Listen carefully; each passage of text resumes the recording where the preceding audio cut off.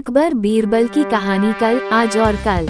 Short Hindi story अब आपके लिए only on intellect for all channel पर, तो इसे लाइक, सब्सक्राइब एंड शेयर करना ना भूलें। तो चलिए शुरू करते हैं। एक दिन बादशाह अकबर ने ऐलान किया कि जो भी मेरे सवालों का सही जवाब देगा उसे भारी इनाम दिया जाएगा। सवाल कुछ इस प्रकार से थे। ऐसा क्या है जो आज भी है और कल भी रहेगा? ऐसा क्या है जो आज भी नहीं है और कल भी नहीं होगा? ऐसा क्या है जो आज तो है लेकिन कल नहीं होगा? इन तीनों सवालों के उदाहरण भी देने थे। किसी को भी चतुराई भरे इन तीनों सवालों का जवाब नहीं सूझ रहा था। तभी बीरबल बोला, हुजूर, आपके सवालों का जवाब मैं दे सकता हूँ, लेकिन इसके लिए आपको मेरे साथ शहर का दौरा करना होगा। तभी आपके सवाल सही ढंग से हल हो पाएंगे। अकबर और बीरबल ने वेश बदला और सूफियों का बाना पहनकर निकल पड़े। कुछ ही देर बाद वे बाजार में खड़े थे।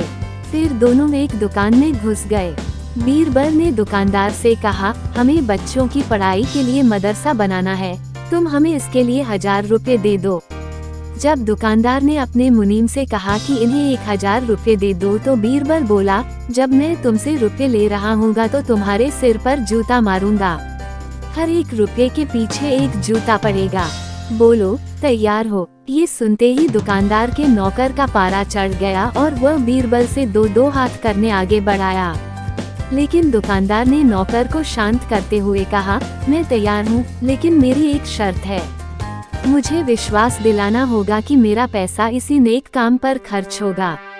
ऐसा कहते हुए दुकानदार ने सिर झुका दिया और बीरबल से बोला कि जूता मारना शुरू करें। तब बीरबल व अकबर बिना कुछ कहे सुने दुकान से बाहर निकल आए। दोनों चुपचाप चले जा रहे थे कि तभी बीरबल ने मौन तोड़ा, बंद परवर। दुकान में जो कुछ हुआ उसका मतलब है कि दुकानदार के पास आज पैसा है और उस पैसे को नेक कामों में लगाने की नीयत भी, जो उसे आने वाले कल भविष्य में नाम देगी। इसका एक मतलब ये भी है कि अपने नेक कामों से वह जन्नत में अपनी जगह पक्की कर लेगा। आप इसे यूं भी कह सकते हैं कि जो कुछ उसके पास आज है, कल भी उसके साथ होगा।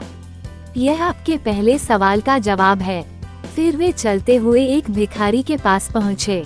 उन्होंने देखा कि एक आदमी उसे कुछ खाने को दे रहा है और वो खाने का सामान उस भिखारी की जरूरत से कहीं ज्यादा है। तब बीरबल उस भिखारी से बोला, हम भूखे हैं, कुछ हमें भी दे दो खाने को। ये सुनकर भिखारी बरस पड़ा, भागो यहाँ से, जाने कहां से आ जाते हैं मांगने।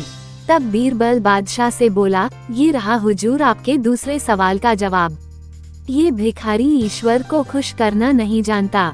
इसका मतलब यह है कि जो कुछ इसके पास आज है, वो कल नहीं होगा। दोनों फिर आगे बढ़ गए। उन्होंने देखा कि एक तपस्वी पेड़ के नीचे तपस्या कर रहा है। बीरबल ने पास जाकर उसके सामने कुछ पैसे रखे। तब वह तपस्वी बोला, इसे हटाओ यहाँ से, मेरे लिए यह बेईमानी से पाया गया पैसा है, ऐसा पैसा मुझे नहीं चाहिए। अब बीरबल बोला, हुजूर, इसका मतलब ये हुआ कि अभी तो नहीं है लेकिन बाद में हो सकता है।